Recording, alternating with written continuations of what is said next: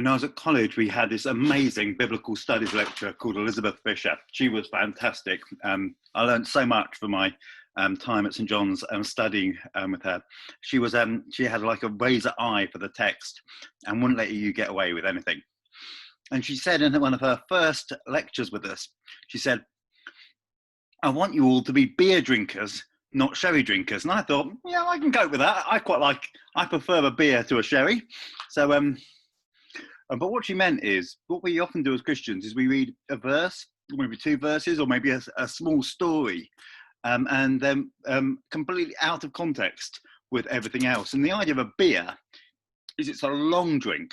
It's almost like a sort of the overview, a bigger picture, if you like. And so she's saying, I want you to be beer drinkers. I want you to have that longer view, that wider view of the Bible. And so thinking, what comes next? What comes before? These things matter. The contexts matter. And interestingly, when we look at Luke chapter 1 and then Luke chapter 2, these two chapters go together. They're meant almost, I think, like the pre-title sequence in a Bond movie, or the pre-title sequence in a TV thing that's almost sets the scene that gears up the action for the rest of the film. Almost with most things, most conversations, with most TV shows, it's those first 2 or 3 moments that are what hook you in to go the whole journey and listen to the rest of the narrative. And Luke is, or whoever it is who's writing this gospel, as I said, it might not be Luke. This idea that it's a Gentile Christian, I think, is possibly not right. I think possibly the author of this book may well be Jewish, but that's another aside, which I'll happily argue with you later. The author fills his first 2 chapters with lots of deep and personal challenges, things that the readers at this time, especially if it was to the Jews, would have found massively uncomfortable and challenging. First of all, after 200 years of silence, the first person who speaks is a teenage girl who's pregnant. An unmarried mum is the first person to speak a prophetic word, to say that God has not changed and has this whole idea of justice and the rich being sent away empty-handed whilst the poor are blessed. This idea of God's justice and rule and reign is continuing. This isn't an old, outdated idea for a previous generation. God has not changed. His passion for justice remains. And so we have this controversial start where where Zechariah, who's one of the people who should have got it, who almost embodies the Jewish nation at the time, God's chosen elect people, the people who knew the scriptures, who were serious about their faith, and yet God shows up and they miss it completely. And yet the person who encounters God and does what is right and righteous is just a teenager.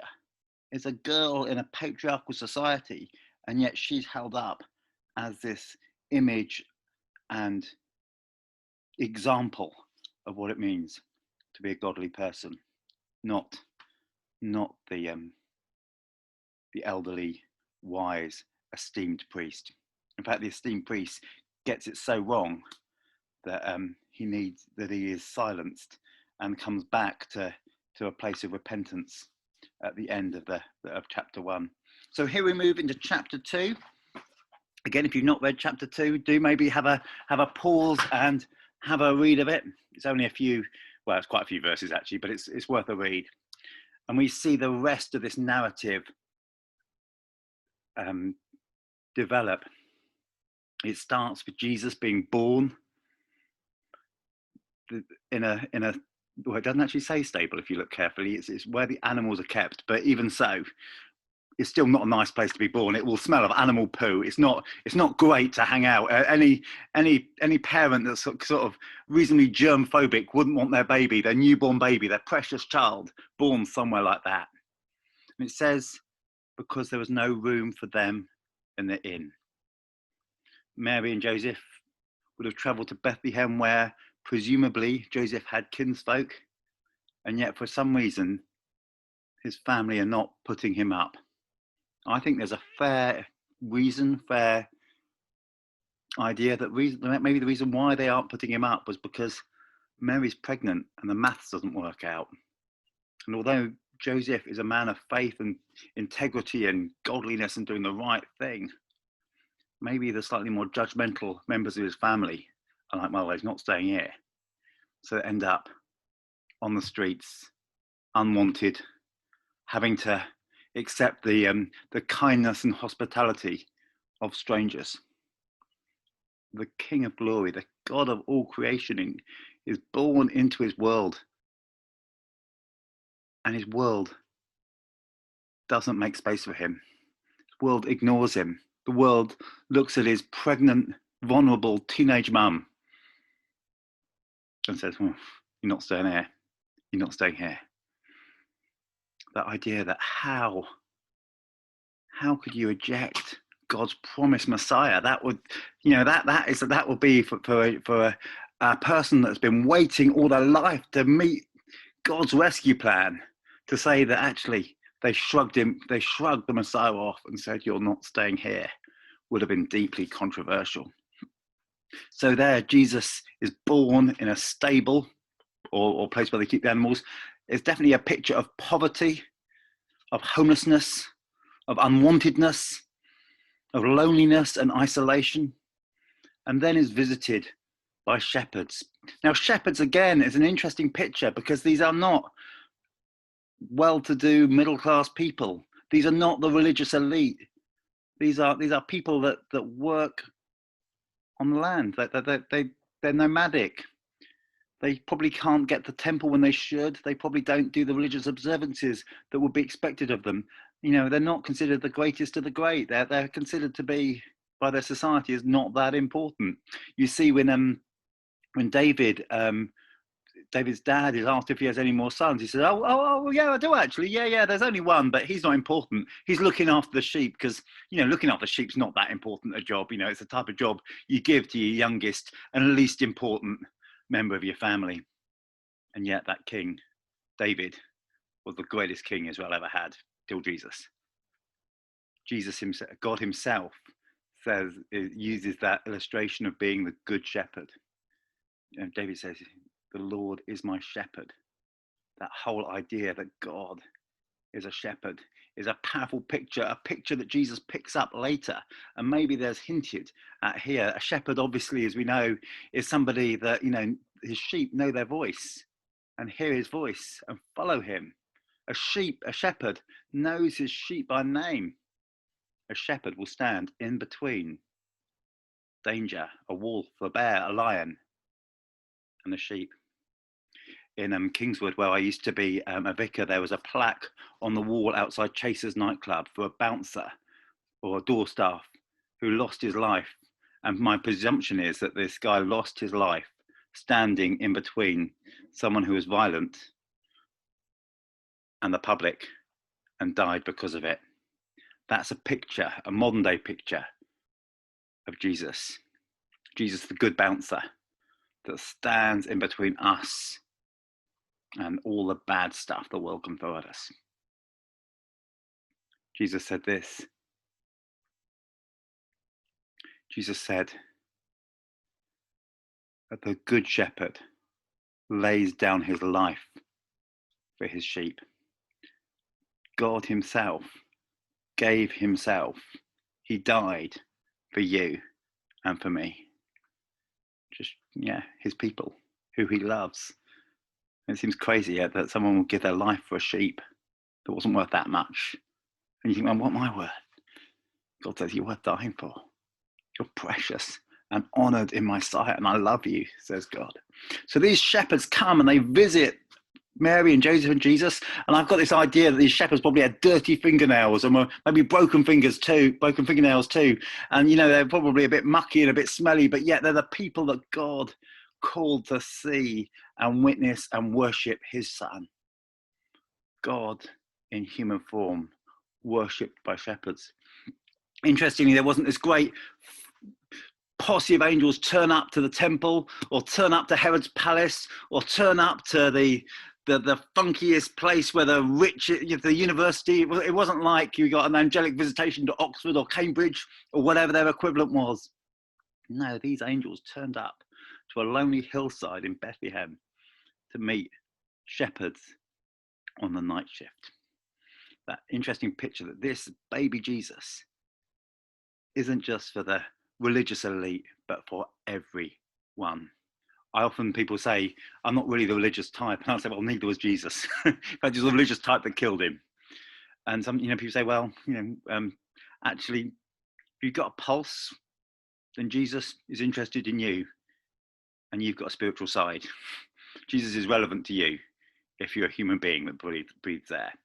And this story continues. We see later on Joseph and Mary going to the temple in Jerusalem, and these two old people shuffle out. And Simeon and Anna, God's promised them that they won't die until they see God's rescue plan, God's chosen Messiah, the Christ in person. They glimpse the baby Jesus, God's rescue plan. It's like, actually, even though I'm probably not going to see the whole of how this is all going to work out, I've just laid eyes on God's promised fulfillment, that something great is about to happen. And I probably won't live to see it, but I've seen the start. I've glimpsed a little bit of it. And maybe that's true with us. Maybe we don't know quite what God's doing, but maybe we can glimpse the start of it. And what does Simeon say? He says, now let your servant depart in peace, for my eyes have seen your salvation, a light to the Gentiles and the glory of your people Israel. Right at the beginning of the book of the Bible, right in the second chapter, this old priest, this esteemed Jewish man says, this baby is a light to the Gentiles. Now, if it wasn't controversial enough being worshipped by shepherds, if it wasn't controversial enough, a young pregnant teenage girl giving a prophetic opener, a priest says that this baby is a light to Gentiles, not God's chosen people outside the faith, people who were just not quite it. You know what I mean? These were outside. These were Gentiles. Do you mean it'd be like Orthodox Jewish men would say, "I thank you that I'm not a woman. I thank you that I'm not a Gentile. I thank you that I'm." And but yet this guy said, Jesus is a light to Gentiles. In other words, Jesus is good news for everyone. Again, it's a universal picture. Jesus, good news for the rich, for the poor, for the marginalized, for the religious and the irreligious, for the broken and the whole, for the hurting and the successful, for the failures and the successful. Each and every person, Jesus is for everyone at all time, always. But then this passage continues when Simeon turned and looked at Mary and said, this child is destined for the rising and of many in Israel, but it'll also be a sign that many people will speak against, and this will break your heart. Even now, 2,000 years later, you throw the word Jesus into a conversation and it changes its dynamic. Jesus, 2,000 years later, remains the most incredible person in human history. In fact, the linchpin of human history. But yet he also changes the dynamic and the DNA of nearly every conversation his name is brought up in. Jesus is a controversial figure, even now. Many people will say Jesus is amazing, but many people are angered or stressed or confused by what he says. Jesus remains one of the most captivating and controversial characters there's ever breathed air. And I think, you can do what you like with Jesus, but most people have an opinion about him. And I also thought about Mary, and I also thought there's something quite profound about that idea of both the angels saying, he shall be great, and Simeon saying, he's a sign, but it will break your heart.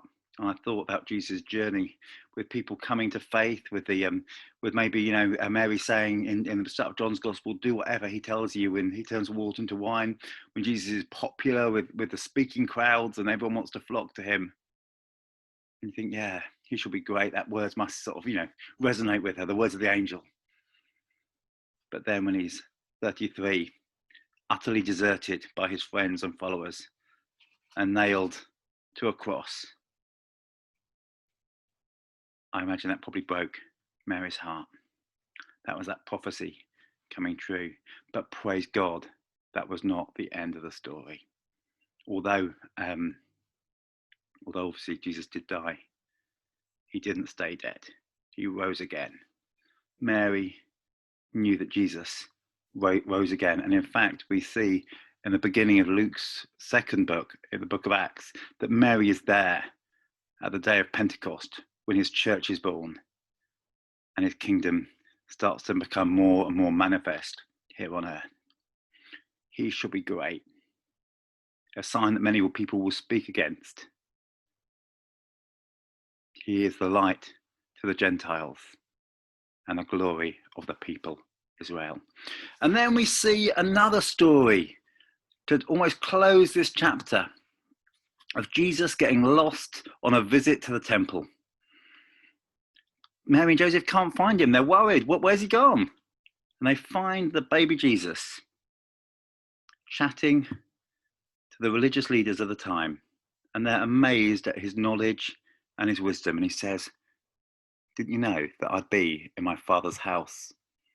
That almost that hunger, that depth for wanting to know more of God and wanting to share God, what he knows with other people is an amazing thing. I think there's something amazing about the incarnation, God becoming human, that we often forget. That means that God knows what it's like to be a child. God knows what it's like to be an inquisitive teenager. God knows what it's like to be human. We often have this idea of Jesus that sort of floats around and is sort of a little bit sort of dreamy and blonde haired and blue eyed.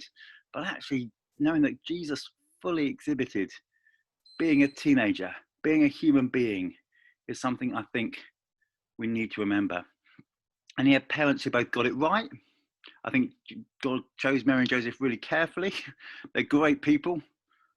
But yeah, I also think, sometimes, as in that story, they got it wrong. They didn't always get it right. They didn't always understand him.